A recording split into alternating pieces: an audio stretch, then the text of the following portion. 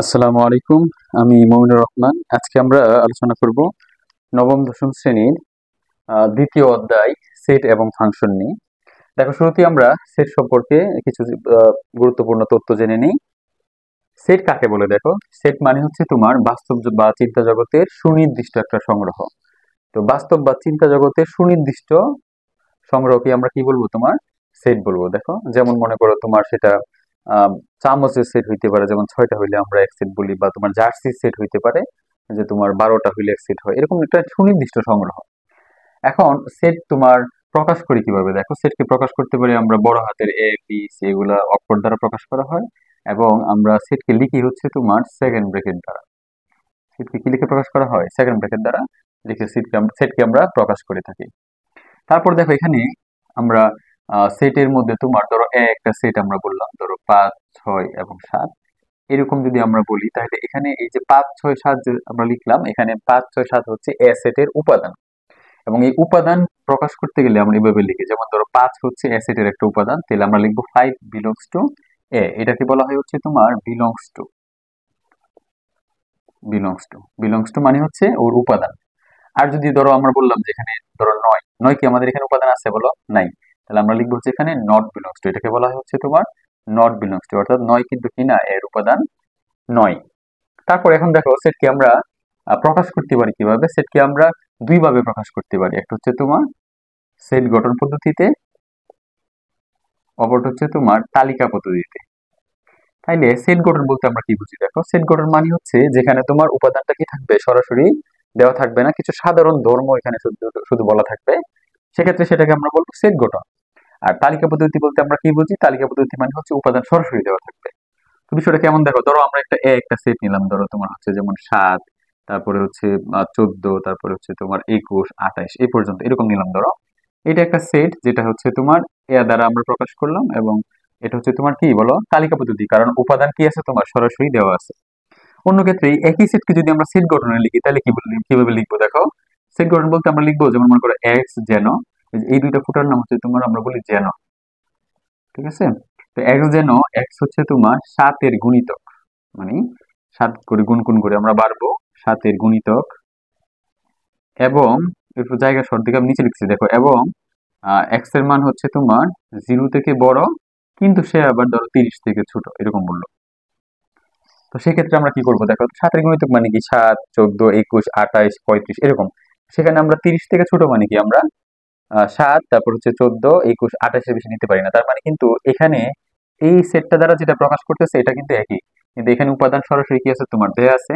এখানে উপাদান না দিয়ে ওরা একটা উপাদান একটা কি দিচ্ছে তোমার, যে একটা নির্দিষ্ট একটা তোমার শর্ত বলে দিছে বা ধর্ম বলে দিছে। সেক্ষেত্রে আমরা কিন্তু এই সেটের যে মান আসবে এটা কিন্তু কি একই মান আসবে।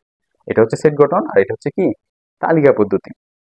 তো এই দুইটা বিষয় নিয়ে আলোচনা করার পর আমরা কিছু সেট নিয়ে আলোচনা করবো। দেখো, তোমার সেটকে আমরা দুই রকম বলতে পারি, সেটা হচ্ছে অসীম সেট একটা, আরেকটাকে আমরা বলতে পারি সসীম সেট। এখন অসীম কোনটা, সসীম কোনটা? যার উপাদান তুমি গণনা করে নির্ণয় করতে পারবা সেটা হচ্ছে কি তোমার সসীম সেট, আর যেটা গণনা করে নির্ণয় করতে পারবা না সেটা হচ্ছে অসীম, মানে তুমি নির্দিষ্ট করে গুনতে পারবা না। যেমন এটা তোমার ধরো তোমার আমরা যদি বলি যে স্বাভাবিক সংখ্যার সেট, এটা এন, কিন্তু আমরা প্রকাশ করি বড় হাতে এন দ্বারা, 1, 2, 3 এরকম ডট ডট। কেন ডট ডট? তার কারণ হচ্ছে স্বাভাবিক সংখ্যার কোনো কি নাই, শেষ নাই। সেক্ষেত্রে এটা হচ্ছে স্বাভাবিক সংখ্যার সেট, এবং সে অসীম, কারণ তার উপাদান তুমি নির্দিষ্ট করে বলতে পারবা না। আর সসীম সেট মানে হচ্ছে তুমি এখানে যে কোনো একটা সেট ধরলো, তুমি ধরো 5, 6, 9 এরকম বললা, তো সেক্ষেত্রে এখানে যদি তুমি আহ, এভাবে লেখো, তাহলে কিন্তু এটা কিন্তু উপাদান তুমি গণনা করতে পারতেছো। তো এটা হচ্ছে সসীম সেট। এই অসীম এবং সসীমের পর আমরা দেখবো তোমার ফাঁকা সেট বলতে আমরা কি বুঝি। ফাঁকা সেট মানে হচ্ছে তোমার যেখানে কোনো উপাদান থাকবে না। ধরো আমরা একটা সেট নিলাম যার কোনো উপাদান নেই, তো এটাকে সেকেন্ড ব্র্যাকেট দিয়ে শুধু আমরা দিয়ে দিব, কোনো মান ভিতরে নাই, সেক্ষেত্রে সেটা ফাঁকা সেট। এবং তুমি এভাবে লিখলেও কি হয়, সেটা ফাঁকা সেট বোঝায়। ফাঁকা সেট মানে যে সেটে কোনো কি নাই, উপাদান নেই। তারপর আসো, ফাঁকা সেটের পর আমরা আলোচনা করব তোমার হচ্ছে উপসেট নিয়ে। দেখো, উপসেট বলতে আমরা কি বুঝি? উপসেট মানে হচ্ছে তোমার কোন একটা সেটের উপাদান নিয়ে তুমি যে অন্যান্য সেট বানাবো, যেমন এখানে এর যে উপাদানগুলো দেখো আছে, ওইটা থেকে আমি ধরো একটা সেট বানাইলাম বি নিয়ে, তোমার হচ্ছে যে 7 এবং 21 নিয়ে। তাহলে এই যে এই সেটের যে উপাদানটা আছে, এটা কিন্তু তোমার কার উপাদান? এটা কিন্তু এর থেকেই নেওয়া। তো এটাকে বলা হবে কি, বি হচ্ছে তোমার কি উপসেট। উপসেট মানে ওর থেকে উপাদান নিয়ে তুমি অন্যান্য সেট গুলো বানাবো। আচ্ছা ঠিক আছে, এখানে উপসেটের পরে তোমার এটা হচ্ছে তাহলে উপসেট, এটা হচ্ছে আমাদের বি হচ্ছে কি এর উপসেট। উপসেটের পর দেখো আমরা এখানে বলবো যে তোমার আহ শক্তি সেট। তাইলে আমরা শক্তি সেট বা পাওয়ার অফ সেট কাকে বলি দেখো, যেমন পাওয়ার অফ এ যদি তুমি বলো, তাইলে এর যতগুলো উপসেট তুমি বানাইতে পারবা, এই সবগুলো উপসেটকে তুমি যদি একটা সেটের ভিতরে প্রকাশ করো, তো সেটাকে বলা হবে শক্তি সেট। আমি একটু উদাহরণ দেখাই তোমাকে, ধরো এখানে মানটা একটু বড়, আমরা ছোট মান নিই, ধরো এ একটা সেট যেখানে 2 আর 4 আছে, এটার উপাদান হচ্ছে 2 এবং 4। এখন তুমি এই পাওয়ার অফ এ করতেছো, তাহলে 2 একটা সেট নিলা তুমি, উপাদান নিয়ে একটা উপাদান নিয়ে একটা সেট করলা, 4 একটা আরেকটা উপাদান নিয়ে তুমি আরেকটা সেট করলা, এবং আর নিতে পারতেছো না বলে তুমি 2 4 আবার নিলা, তোমার সেক্ষেত্রে সবার শেষে একটা তুমি ফাঁকা সেট নিলা। এটাকে যদি তুমি আরেকটা সেকেন্ড ব্র্যাকেটের ভিতরে প্রকাশ করো, তখনই সেটা কি হয়ে যাবে, তোমার এটা হচ্ছে তোমার এ শক্তি সেট। শক্তি সেট নির্ণয় সূত্র হচ্ছে তোমার 2 টু দি পাওয়ার n। এটা দিয়ে আমার অনেক নৈর্ব্যক্তিক আছে, কিন্তু যে একটা সেট দিয়ে তোমাকে বলবে যে এটা শক্তি সেট কত। তো n মানে হচ্ছে কি, n মানে হচ্ছে উপাদান সংখ্যা, n মানে কি তোমার উপাদান সংখ্যা, মানে সেটের উপাদান কয়টা আছে। যেমন এখানে ধরো কয়টা আছে উপাদান, এই যে 2টা, তাহলে আমি এখানে 2 বসাবো, 2 স্কোয়ার মানে 4। তুমি দেখো এই যে 1 2 3 4, আমাদের এখানে কিন্তু এর শক্তি সেট করা হইতেছে 4টা। তো এখানে আরেকটা কথা আছে তোমার, সেটা হচ্ছে প্রকৃত উপসেট কাকে বলি আমরা। প্রকৃত উপসেটের ক্ষেত্রে তুমি শুধু এই 2 টু দি পাওয়ার n থেকে এক কি করে দিবা, মাইনাস করে দিবা।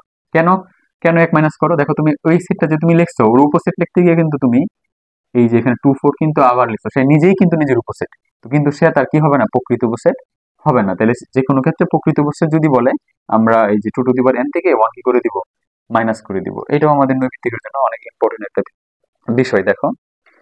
তো এগুলো আলোচনা করার পর আমরা দেখবো হচ্ছে তোমার দেখো কিছু আমরা সেট দেখবো এখানে, যেমন এটা দ্বারা আমরা কি বুঝি, এটা হচ্ছে তোমার আমরা বলি ইউনিয়ন, আর বাংলাতে বলা হয় সংযোগ সেট। সংযোগ মানে হচ্ছে দুইটা সেটের মধ্যে আমরা সকল উপাদান নিব, এবং কোন উপাদান দুই জায়গায় থাকলে আমরা একবার নিব, হ্যাঁ এটা মাথায় রাখবা। এটা মানে হচ্ছে তোমার কি, এটা মানে হচ্ছে ছেদ সেট, ইংরেজিতে বলে তোমার হচ্ছে ইন্টারসেকশন। তাহলে ইন্টারসেকশন বলতে আমরা কি বুঝি, অর্থাৎ তোমার যখন দুইটা মানে সেটের মধ্যে তুমি কমন উপাদানগুলো নিবা, ওইটা হচ্ছে তোমার ছেদ সেট বা ইন্টারসেকশন। এটা হচ্ছে তোমার এরকম থাকলে অথবা এরকম থাকলে এটাকে আমরা বলি বাদ। তো ওই বাদ বলতে কি বুঝি, আমরা কোনো একটা সেটের থেকে অন্য একটা সেট যদি আমরা বাদ দিই, সেক্ষেত্রে আমরা এটা ইউজ করি তোমার এই চিহ্নটা, অথবা এরকম মাইনাস চিহ্ন আমরা ব্যবহার করে থাকি।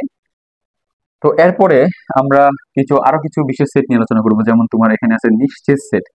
নিশ্চেদ বলতে আমরা কি বুঝি, নিশ্চেদ সেট মানে হচ্ছে তোমার যদি দুইটা সেটের মধ্যে কোনো কমন উপাদান না থাকে। তো যেমন তুমি ধরো এখানে আমরা যদি 5 6 এই যে 9-এর সাথে ধরো বি আর একটা সেট আমরা এখানে যদি এখন বলি যে এটা হচ্ছে তোমার 10 এবং 11, তাহলে তুমি দেখো এখানে কিন্তু তোমার এই দুইটা সেটের মধ্যে তোমার কোনো কি নাই, কমন উপাদান নাই। সেক্ষেত্রে ওরা দুজন কি হবে, পরস্পর নিশ্চিত সেট হবে। কখনো যদি বলে তোমাকে যে নিশ্চিত সেট দেখাও, যে এই দুটো নিশ্চিত সেট এরকম প্রমাণ করো বা দেখাও যদি বলে, তাহলে আমরা কি করব, আমরা তোমার কমন নিব। যেমন এ আর বির কথা যদি এখানে বলে নিশ্চিত সেট, আমরা এ কমন বি বের করবো, অর্থাৎ এ ইন্টারসেকশন বি বের করবো। তাহলে এখানে এর মান কত বলো, 5 6 9, এবং তোমার হচ্ছে বি এর মান হচ্ছে 10 এবং 11। তুমি দেখো এখানে কিন্তু তোমার এই দুইটা সেটের মধ্যে তোমার কোনো কি নাই, এই দুইটা সেটের মধ্যে আমাদের কোনো কমন উপাদান নাই, সেক্ষেত্রে আমরা ফাঁকা সেট নিব। তো দুইটা সেট যদি আমরা কি করি তোমার বলো, যদি আমরা ছেদ সেট করি, তাহলে যদি কোনো কমন উপাদান না থাকে তাদের মধ্যে, তাহলে তারা পরস্পর কি হবে তোমার, তারা পরস্পর নিশ্চেদ সেট হবে। তো নিশ্চেদ সেটের পরে আমরা দেখবো হচ্ছে তোমার পূরক সেট। পূরক বলতে আমরা কি বুঝি দেখো, পূরক মানে হচ্ছে তোমার, দেখো আমরা ধরো এ পূরক বলতেছি, এরকম ভাবে বলা যায়, অথবা সি দিয়েও প্রকাশ করা যায়, কমপ্লিমেন্ট, কমপ্লিমেন্ট অফ সেট যেটা বলে পূরক সেট। পূরক মানেই হচ্ছে তোমার ইউ থেকে তুমি কি দিবা, তারে বাদ দিয়ে দিবা। ইউ থেকে যদি বাদ দাও তাহলে হচ্ছে সেটা কি হবে, পূরক সেট হবে। তো এই জিনিসটা কেমন দেখো, আমাদের মনে করো তোমার তুমি একটা সেট নিলে, এখানে আরেকটা সেট এখানে ছিল, যে আরেকটা এখানে আছে ধরো, তো এখানে এই যে এটা একটা আবার আমরা একটা ইউ দ্বারা প্রকাশ করলাম সেটকে, ধরো এখানে হচ্ছে 1 2 3 4, তারপরে 5 6 7 বা এটা ধরো 8 আছে। তো এখানে তোমার দেখো আমরা ইউ থেকে যদি বাদ দিই, ধরো এটা এটাকে যদি আমরা ইউ থেকে কি দিই, এই অংশটা বাদ দিয়ে বাকিগুলো লিখি, তাইলেই হবে সেটা এর পূরক সেট। আর এই যে সবগুলো সেটের যে মিলায়া তোমার ওইটা হচ্ছে তোমার কি সেট, সার্বিক সেট। এরকম বড় হাতের ইউকে আমরা বলি ইউনিভার্সাল বা সার্বিক সেট। সার্বিক সেট মানে হচ্ছে আলোচনাধীন সকল সেটের যে মূল সেটটা, সেটা হচ্ছে সার্বিক সেট। যেমন মনে করো একটা প্রতিষ্ঠানে আমরা যদি ধরো তোমার হচ্ছে যে ক্লাস 6 7 8 9 10 এরকম থাকে, তাহলে সেক্ষেত্রে তোমার যেমন 6 এর ক্লাসের সবাই, ওইটা হচ্ছে তোমার এর একটা সেট, 7 এর ক্লাসের সব ছাত্রছাত্রী এটা আরেকটা সেট, এবং ওরা সবার জন্য স্কুলটা হচ্ছে কি তোমার সার্বিক সেট। ঠিক আছে, আর ওরা হচ্ছে ওই সার্বিক সেটের কি উপসেট। এখন আমরা ধরো তোমার হচ্ছে তাহলে পূরক বলতে আমরা কি বুঝবো, পূরক মানে বাদ, আমরা বাদ দিয়ে দিব। যেমন তোমার ধরো এসএসসি পরীক্ষার্থী যারা থাকবে, এরা জানুয়ারি মাস থেকে কিন্তু ওরা স্কুলের ক্লাস, নর্মাল ক্লাসের মতো করে তাদের ক্লাস হবে না, তো তাদেরকে আমরা বাদ দিয়ে যদি বলি, তাহলে আমরা বলবো যে এসএসসি পরীক্ষার্থী পূরক দিব। তার মানে কি, ওরা স্কুলের নর্মাল কারিকুলাম থেকে ওরা কিন্তু ক্লাস থেকে কি যাবে, বাদ যাবে। তো এটা হচ্ছে তোমার কি সেট, তোমার বলো পূরক সেট বা কমপ্লিমেন্ট অফ সেট। তারপর এখানে দেখো সেটের ক্ষেত্রে আমরা এই তিনটা কাজের একটু আলোচনা করি। দেখো সংযোগ মানে কি বুঝি আমরা, দুইটা সেটের মধ্যে যদি সংযোগ থাকে তাহলে আমরা কি করতে পারি। ধরো তোমার হচ্ছে এখানে আমাদের একটা সেট, ধরো তোমার হচ্ছে আমরা নিলাম যে এ হচ্ছে তোমার 5 6, এবং তোমার বি সেট ধরো তুমি নিলে হচ্ছে তোমার 7 এবং 8। এখন এখানে যদি তোমাকে তোমার সংযোগ করতে বলে তাহলে তুমি কি করবে বলো। আমরা এ সেটটা লিখি এখানে, চলো 5 6, এবং বি সেট হচ্ছে কি তোমার 7 8। তাইলে এখানে যদি আমাদেরকে কি বলে তোমার সংযোগ করতে বলে, তাইলে আমরা কি করব, দেখো এখানে আমরা এই দুইটার মধ্যে সব উপাদান লিখবো, 5 6 7 8। এই যে এটা হচ্ছে তোমার কি সেট, সংযোগ সেট, মানে সব লিখবা। তো এখন যদি তোমার এটাকে আবার কমন নিতে বলে, বলো তুমি যদি কমন নাও তাহলে কি হবে, দেখো কমন নিলে কিন্তু এটার মধ্যে কোনো কমন উপাদান নাই, সেক্ষেত্রে তুমি কি লিখবা বলো, ফাঁকা সেট। এটা হচ্ছে কমনের কাজ। আর বাদ মানে হচ্ছে মান তোমার কি করা যাবে না, মিললে নেওয়া যাবে না। যেমন আমরা ধরো তোমার এখানের সাথে তোমার এটা কি করতেছি 5 6, তাহলে আমরা যদি এখন এ বাদ বলি, বি বলি, তাহলে এর মান হচ্ছে কত বললাম, যে 5 6, এবং তোমার বি এর মান হচ্ছে কত, ধরো এখানে 10 11। তাহলে আমরা যদি এখানে বি এর মান বাদ দিই, বা এখানে ধরো একটা 5 আছে, সেক্ষেত্রে এখানে 5 আছে এখানে আছে, তার মানে ওরা কিন্তু নেওয়া যাবে না। এখানে 6 আছে এখানে নাই, তাহলে এটাকে নিতে পারবো। এখন ওখানে 10 আছে 11 আছে এখানে নাই, এটা না, আমরা বাদ দিতেছি কার থেকে বলো, এর থেকে। তাহলে যার থেকে বাদ দিতেছি ওর সাথে আমরা দেখবো যে ওর সাথে যদি এখানে উপাদান মিলে তাহলে আমরা নিতে পারি, না আর না মিললেই কিন্তু আমরা এই সেটের মধ্যে উপাদানটা নিব। এই হচ্ছে তোমার মোটামুটি সেট এবং ফাংশন থেকে আমাদের যে বেসিক বিষয়গুলো। আশা করি তোমরা এই বিষয়গুলো সুন্দরভাবে বুঝতে পেরেছো। ধন্যবাদ সবাইকে। আসসালামু আলাইকুম ওয়া রাহমাতুল্লাহি ওয়া বারাকাতুহু।